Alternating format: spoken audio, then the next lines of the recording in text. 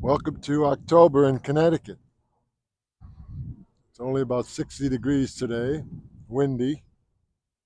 Feels like it's 50 degrees, but anyway, that's the way it is. Most people have probably hung up their clubs and watching football on the TV, or some of you are probably in Connecticut getting ready to travel south, either through Myrtle Beach or Florida somewhere to get to the warmer temps. I don't blame you. But I got to rough it out here. But I'm ready. Uh, The website is doing still very well, even though we started it February 1st last winter. Luckily, we didn't have a harsh winter. Hopefully, we have another mild winter and I can bring you many more videos because it's just been great. But today, it's a very interesting video called What Goes Up Must Come Down. And you're thinking to yourself, what does that mean, Tony? I think you know if you've golfed any length of time that how you take the club back really dictates how it's going to come down. The die is cast, right? Right after you reach the top of your swing. And some people will disagree with that because some people want you to make this move, whereas the greatest players, they've already programmed into their backswing the first move coming down, whether it's through weight shift or whether it's through coiling, their midsection, legs against their shoulders. It automatically comes down correctly or incorrectly. But we're going to go over that. And it also relates to putting and chipping. I mean, if you take your putter back offline in your stroke, how are you going to stroke through that ball and put it back online? Same with chipping. If you're not chipping on plane or close to it, how do you expect to hit your chips? I mean, if you're a spot chipper, how do you expect to hit your spots? Or even hit it in the center of the club? How many of you hit your chips off center? You get a good chip, but it's not anywhere near the center of the club face. But we're going to go over all that. And it's going to help you understand how the golf swing works and how consistency works. I mean, how many of you are on the 16th hole and you go, all I have to do is par the last 3 holes of this round, and it's the greatest round I've ever shot. And then you proceed to do anything but par the last 3 holes because you're under pressure and you just change things that you were doing the first 15 holes. We're going to get to that. I'm going to set you up for more consistency, whether you're going south or you're preparing to take stock in what you did in 2023, all of that. So you'll be ready at the beginning of next year or when you go down to sunny Florida or Myrtle Beach to play some winter golf.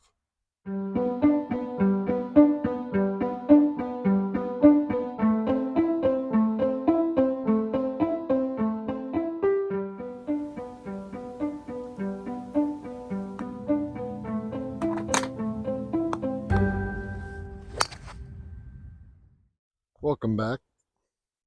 Now, your grip dictates how you're going to take the club back, too. If you are like the popular young that are doing the 2-knuckle left-handed grip or front arm grip, and then you come in with a connecting your creases to your right shoulder, all of a sudden that changes the way the club goes back. Comes back a little, what I call closed. The hands, to be in a natural position, have to be ahead of the ball. Comes back, and then you have to drive forward to get that up square again. Whereas if you go to a very neutral grip, which I call the neutral grip, palms and fronts of the hand facing the target and the rear, working together, it's going to cause a face that's slightly more open on the back, which is like voodoo to a huge bunch of people. But I hit it pretty straight that way. And it also dictates how you take the club back, how you shoulder turn it, just from the grip, just from how you grip the club. Okay, that's number one. Number two, how do you address the ball? Now, by now you know me, I have physical problems. It hurts me to sit like this with a straight spine, address the ball more properly. So I address it more relaxed. Okay, but that I pay a price for that. That everything you do, you pay a little price for. I take the consistency of having a straight spine, and I got to pay a little price for that, for having a curved spine. But I'll deal with that, right? What goes up must come down. Whatever you do affects your swing. Now, some people address the ball neutral, right? But I have the right thumb right on the ball, right? That's how I address it. If I want to get a little more height, I put the hands in back, because I'm telling the club, I'm telling your club or my club how I want to come into that ball. If I swing correctly and I start it like this, it's going to end up like that, you see? So right away, I'm programming my swing, how I address it. If I want it to go low in the wind, maybe I'll play it back and keep it low. It's going to go low. So you are the master of your swing and your shot, depending on how you take the club back and how you address the ball, first and foremost. Now, let me give you some examples. How the backswing, what comes up must come down, and how some of the best pros have dealt with it. Now, if you take if you look at early videos of Lydia Ko, when she was winning everything in sight, right? She had an interesting move off the ball. She would move her head an inch off the ball. And then when she reached the top of her swing, she would hold it, and then she would move that inch back and then hit it. So I don't know if she thought about it, probably not, but she knew that she had moved an inch off the ball somewhere, and then she moved back that inch, made up for it, and hit it. See what I'm saying? She had to correct that. If you sway off the ball, say you swing like this. Now, you could actually hit the ball well that way if you undo what you just did in your takeaway, meaning put the foot down, get the legs moving laterally. Boom, you could hit it. But how many times can you or anyone else repeat that move? You know, it's almost impossible, right? Now, everybody's talking about Viktor Hovland. And everybody said, wow, what a swing, he's hitting it over the top. And well, he learned somewhere, some way, that when he began to play, he took it inside, and he probably wasn't hitting it very good until he made the compensation of coming back out and correcting his path of his club head. You see, so how you take it back will dictate how many adjustments you have to make on the way down. Now, obviously, you want to take it on plane, and I've spoken about this so many times. But basically, how you do that is you keep your grip as neutral as you can, and you tuck your armpits in so there's no gap, and then you check it by having the club pointed to the ball on the way down. That's how you know you're on plane. Now, say it's me. I know all that stuff, but I get tired.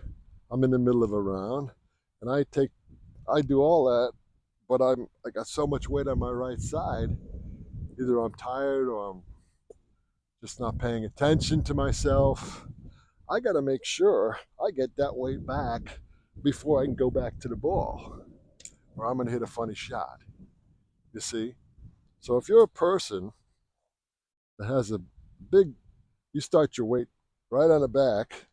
I mean, Annika, that's what she does.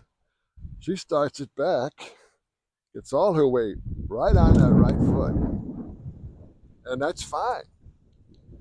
And she's decided or figured out how to get that weight back and hit a good shot. And that's what you have to do. Now, a lot of people come out and say, well, you can't take the club like this. That's like death. Okay? One of the greatest players in the world has ever seen, Lee Trevino, guess how he takes the club back? Just like this. Okay? So obviously, he makes that work for himself. It's complicated how he does it, but he makes that work for himself. Right? I mean, I grew up with a kid. He was a caddy. He used to do cross-handed and hit the ball out of sight. Now, how the heck does he do that? Well, he's figured that out.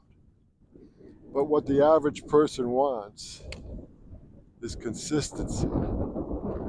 So, what you have to do is get yourself on plane so you don't have to worry about that. Now, some of you are just plainly moving your head, right? Have a great swing. See it all the time. You're moving your head off the ball. And it feels like making a good pivot. You're on plane, but your head, you're doing a Lydia Ko move. Now, you either got to stop that or you got to get that head back before you return to the ball. What goes up must come down. You've set yourself with your head right here. You move it off, you got to move it back. That's extremely difficult. Don't move your head in the first place. Right? Now, another thing that drives me crazy is because I'm basically from the Hogan school, and basically the Hogan school says take the club back with your shoulders and arms and restrict this. I don't know how many times you see people online who have great swings, but they're in their 20s, and they come back, then they push the legs. Why are they pushing the legs? Because they're so flexible, they can push the legs at the target and catch up to it and hit it. I can't do that because I don't have the flexibility. Right, so what I do is I start the club with more shoulder turn than waist turn or hip turn so that I have a little tension there. I have tension, so my legs actually move by themselves on the way down, right? Yeah. Now, if you're chipping or pitching, and you'll see it all the time, I was just watching a video on Jordan Spieth. Jordan Spieth does a lot of shoulders drops down, a lot of turn. But when he comes up on that, it's got to come back up. He's dropped it. He hasn't dropped it. He's turned correctly. Let me correct myself. He's turned correctly, low. If that shoulder didn't come back up where it was at address, it'd chunk the heck out of that chip. Right? What comes up must come down. So you decide, it's your swing, you decide how you address it and how you can return to where you were. You want to return it to this with a lot of force going through the ball, but I'm telling my wedge where I want it to be, when I come down. I've told it. If I want the wedge, my hands to be like this, I put them there in the beginning. If I want to hit a down shot, I put it back there in the beginning. I'm programming what I'm doing. You just have to, as the golfer, know how not to move off the ball once you've set yourself. You know, I just saw a guy give a tip how to really crunch the ball. I mean, he was like big, strong, muscular guy in his 20s, and he's saying move the spine angle way off and then mash it. He's telling you to move your spine angle. Now, everybody knows what comes up must come down. If he moves his spine angle off the ball, he's going to have to do a move that somehow gets that spine angle back. But why go to all that trouble?